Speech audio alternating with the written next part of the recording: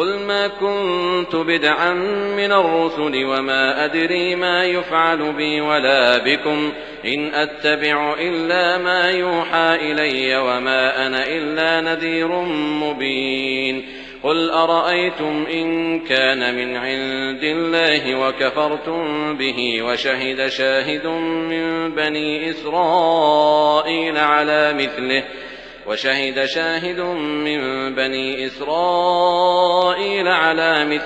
فآمن واستكبرتم إن الله لا يهدي القوم الظالمين.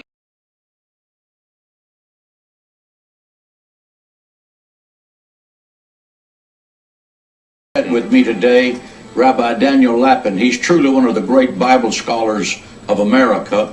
And Rabbi, we're talking about the secrets of the Hebrew that reveal why conditions are in the world in which we live. There are only two biblical nations that have the name of God, El, in their names. Yisrael, that's Israel, and of course Yishmael, the Arabs. Is this a coincidence? Well, of course, we must remember that in the Lord's language, in Hebrew, there is no word for coincidence. And the general rule is that if there is no word for a concept in the Hebrew language, then that concept doesn't exist. It's a false concept. There are two people, and this is what's so interesting. When God said to Hagar that she's going to have a son, God actually said what this child has to be named. He has to be named Ishmael. And when Jacob's name was changed from Jacob to Israel or Yisrael, that was also God speaking. So it's only two people who became nations, whose names were given to them by God himself, and whose names contain the word God, Ishmael and Israel. Those are the two nations. Now, it's kind of interesting because Israel means he will make God his master. That's literally what the word means. You can actually hear the middle part has the SR sound, Yisrael. The SR sound is the sound from which later on other languages developed the idea of master, like the word sir or sire, always an SR sound, or even the Russian Tsar, or even Caesar, always an SR sound coming from this Yisrael idea. He will make God his master. And that is, surely, is that not the essence of the Judeo-Christian tradition? Absolutely. We will make God the boss. That's right. That's what it's about. Now let's take a look and see what Ishmael means. Ishmael means God will hear him. Well, not surprisingly, Arabs pray, Muslims pray more than any other people on earth. 5 times a day they pray, constantly, because part of their basic heritage that's locked into their name and into their identity is this idea that God will hear them. And it's a tremendous advantage they have, because we have to be on the right track for God to hear our prayers. But God listens to them in a different way. So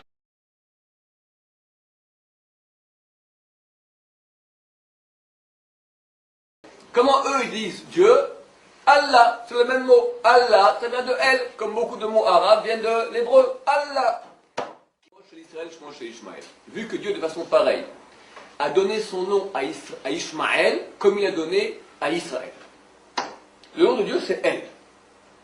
Et il y a un seul peuple au monde qui a dans son nom le nom de Dieu. El, c'est Israël. Il y en a un deuxième, comme Israël, c'est qui?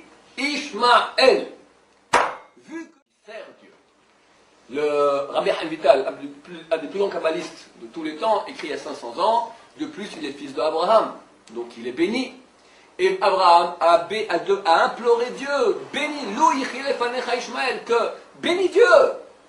Et Dieu l'exauce, il est béni, il est circoncis, donc il a une alliance, Brit, c'est une alliance avec Dieu. Il sert même Dieu que nous, donc il a du mérite. Un homme, nous sommes tous des âmes du premier homme.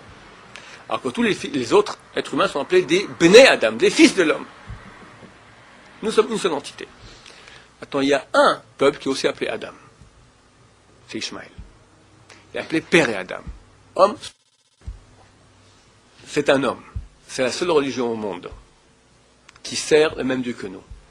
La seule. Le Dieu d'Abraham. Tu en connais une autre? Tu me fais une grimace comme ça. Ils servent avec leur fils aussi. Il y a le Père, le Fils, Saint-Esprit, la Marie, la Vierge. Ils ont toute une collection là-bas. Eux, rien. Que lui. Abraham a prié Dieu, bénis Ishmaël. Et Dieu a béni Ishmaël. Il est béni. Ce peuple qui fait la Brit Mila. Ce peuple qui a droit à être en terre d'Israël à la place de nous. À l'endroit du temple. Aucun autre peuple a pu y être. Longtemps en tout cas. Donc au niveau des mérites, il est beaucoup plus grand que les autres.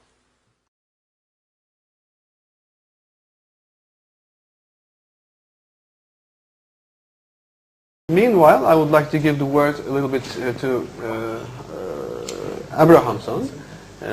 Could you say comment on the issue a little bit? Yes. Okay. I'm Benjamin Abrahamson. I am an Orthodox Hasidic Jew from Israel. And I work as a historian or a kind of consultant to the court that, in Jerusalem that Rabbi Hollander is talking about. Most of the people here know me from my endless discussions about the similarities between Islam and Jewish customs.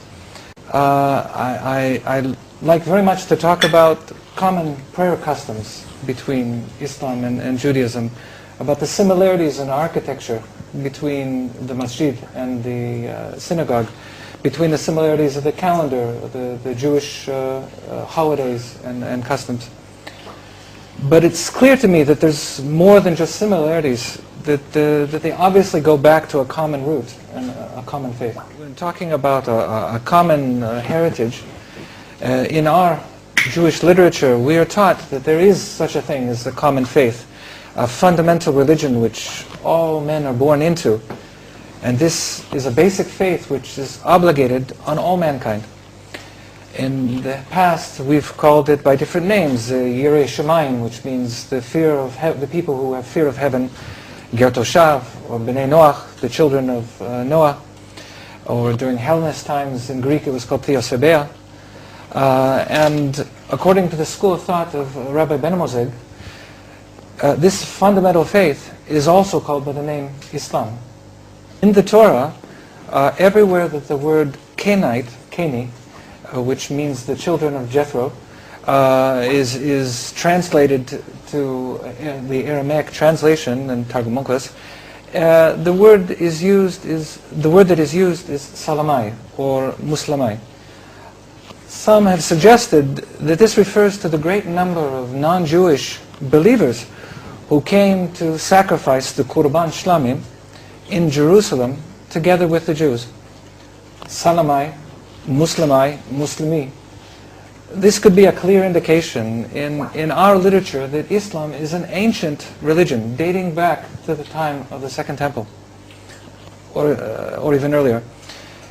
And if Islam's roots, if the roots of Islam are the same as what we call Bnei Noach, then for us it is much older. This is the religion of Noah. This is the religion of Adam himself.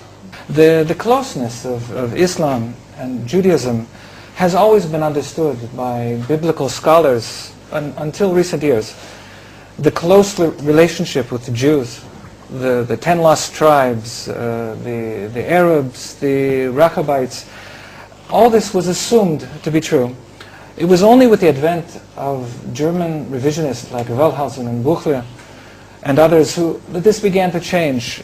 They introduced ideas that Islam had something to do with worshipping the moon, rocks, or some asteroid that fell. But devout Jews know that this is not true. It's a fact of Jewish law that we believe that Muslims are perfect monotheists. They worship the same God.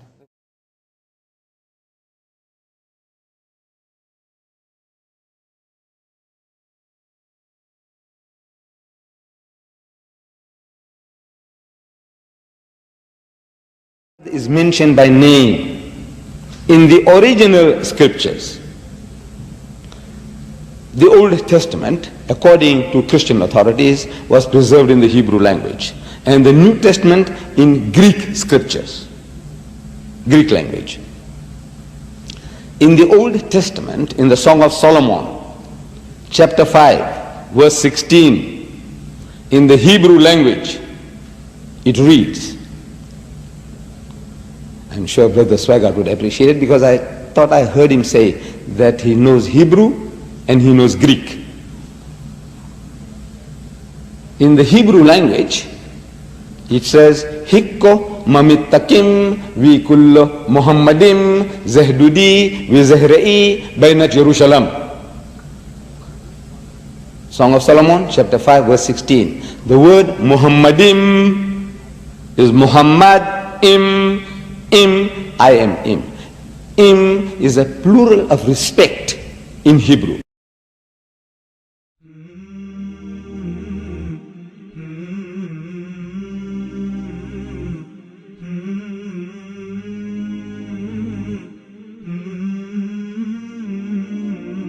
You can't associate with the word Muhammad.